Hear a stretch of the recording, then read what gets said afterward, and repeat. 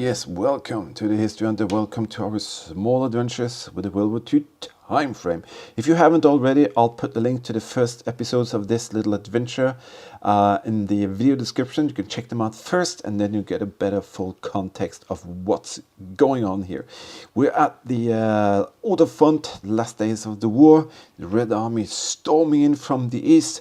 The Germans had dug down everywhere in forest areas east of Berlin, and they have machine gun position, mortar positions, ammo storages, communication stuff, and they threw all the crew members they could out there. The Volkssturm, the Hitler Jugend, the reserves, the Kriegsmarine, the Luftwaffe. We found all the proofs of that going on there. Even the Hitler Jugend's details on bikes. We'll show you that today. So on the other side, the Red Army is thundering in. They have Katyusha rocket launchers. We're going to see some of that today. We're going to see that they used heavy-duty artillery. We're going to see some of that. And we can also see that there are remnants of the mortar usage that the Red Army used extensively, trying to crush the Germans on their way to Berlin. But if you haven't already, please give us a thumbs up. Subscribe, hit the notification bell, comment. We do put a lot of effort into this, and we appreciate your kind support. Now, let's go out and find the history together right now. Another day here in Germany, looking for the traces of the fighting between the Russians and the Germans. Here is something that could have been a foxhole. There's a lot of that here. We're just passing through a random small wooden area, and we'll share what findings we find from this spot here today, and let's see what it will bring. So whenever you come to the forest, this is what you find. It's a big mortar tip or something. In these forests we find a lot of shrapnel pieces and mortar pieces, and there's the reason for that. The Red Army, especially the Red Army, because they had transportation methods for the huge amounts of mortar rounds. The Germans didn't, because they actually even didn't have so many vehicles to transport all of their heavy stuff. So they had mortar positions, but they had limited munition. They had many MG positions and lots of crew members with rifles and that, and hand grenades.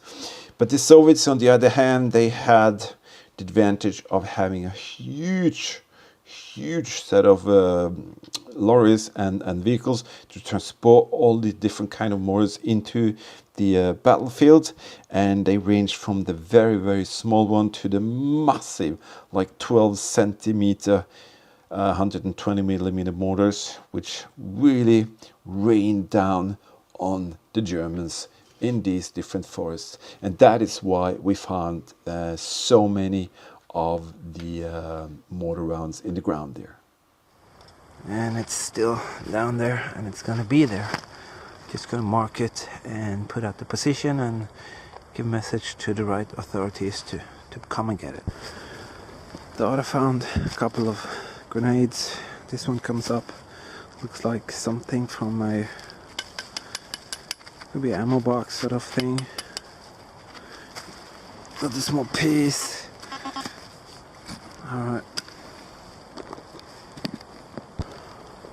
We didn't think that there would be anything here. Just a random sort of visit, and here is a green colored flare from the Wehrmacht. Easy recognizable, and except from that little dent there, it looks quite okay.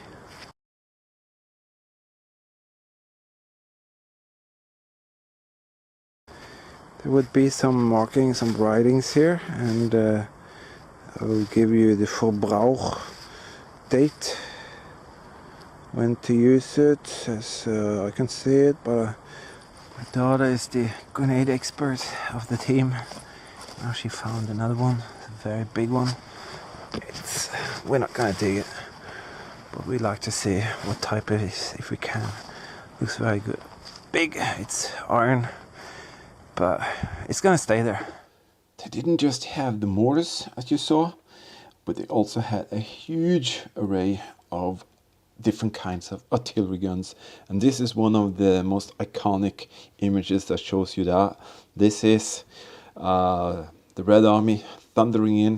They're standing on a plane shooting towards the Germans, and of course we will find millions of these in the ground everywhere, because an estimated 2 to 2.5 million rounds were fired just in a few days. So you can imagine how much is still there. We actually traveled and passed through a little museum on one of our road trips, and we actually found and saw some of the artillery guns. So we're going to show you some of that now. Here is the 76mm cannon used by the Russians. It could easily be transported very, very quickly from one spot to the other, and definitely a piece of machinery which was a major cause of the victory of the Russians. It's a 152mm haubitz, model 1943, one of the best cannon during the Second World War.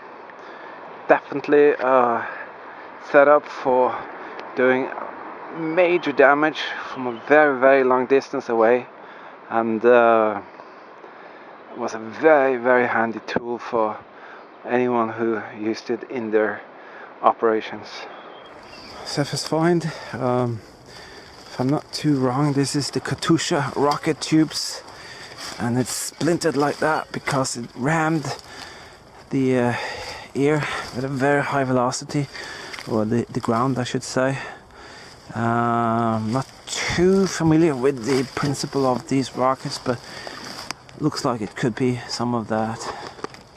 The Katyusha rocket launcher setups that the Red Army used were incredible efficient. They are a bit less accurate than conventional artillery guns, but it's extremely effective in saturation bombardment. And just imagine these like 80 centimeter long, 40 kilo heavy things being shot out thousands of thousands, from a couple of thousand meters to actually 5, 6, 7,000 meters. And this is basically what it would look like. This is the setup of the Soviet Katyusha rockets, and they were very feared by the Germans because of the incredible dense bombardment that would take place in the area. So it was just insane to see how many of the Katyusha rocket details that are still there, the tubes, and I'm amazed that they are actually even there today. But I want to show you a little video also as well of what one of these launchers looks like in real life. So let's take a look at that. Everybody who has seen some videos of the Battle of Silo Heights had definitely seen some of these in action. These are rocket launcher trucks with rockets that could reach up to 8.5 kilometers. So they were rebuilt, and the Russians put rocket launchers on top of them, and in that way they could easily move around and fire thousands of these very, very rapidly up towards the enemy area. Here you can see the rockets. These are the ones that were fired, and they could fire thousands upon thousands of this very, very rapidly, and they were very successful because you could aim, let's say, 500 at the same time directly onto one target, and they will definitely hit something no matter what. Another massive piece of shrapnel. These are of course everywhere here in the German forest, millions and millions of them. I just take some of them along to remember the area that I've been to. I put a name tag onto it, and I, put them in a drawer. There's a lot of squirrels up there mocking about, throwing things down to us. Got this here.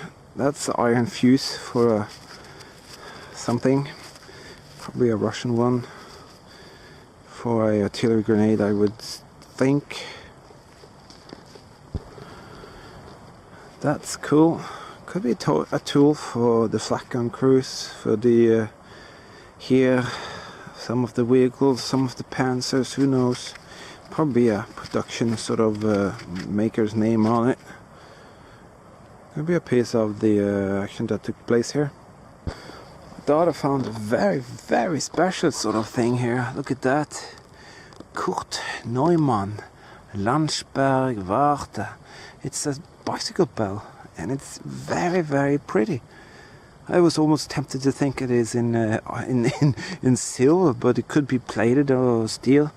Wow, this is a bell on a bicycle. That is very, very nice.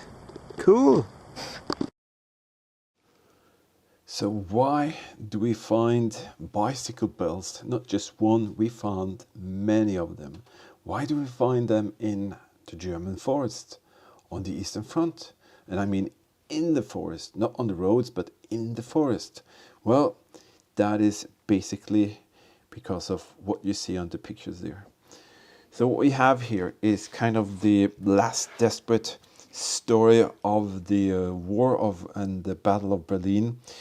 The Volkssturm, Hitler Jugend, the reserves, everyone was mobilized during the last days, and people got a crash course in handling and using a Panzerfaust and using a machine gun. You can see this gentleman here has a machine gun belt, doesn't have a uniform at all, but they were so desperate that they took any individual that was capable of handling or holding a weapon, and then they just used what they had, and the only thing they did have were bikes, very, very few motorcycles, very, very few panzer vehicles, but they had bikes, and the bikes did have bells, of course they had, so that is why we find the bike pieces out there in the forest, because it was actually a mean of transportation during the last desperate days of the war,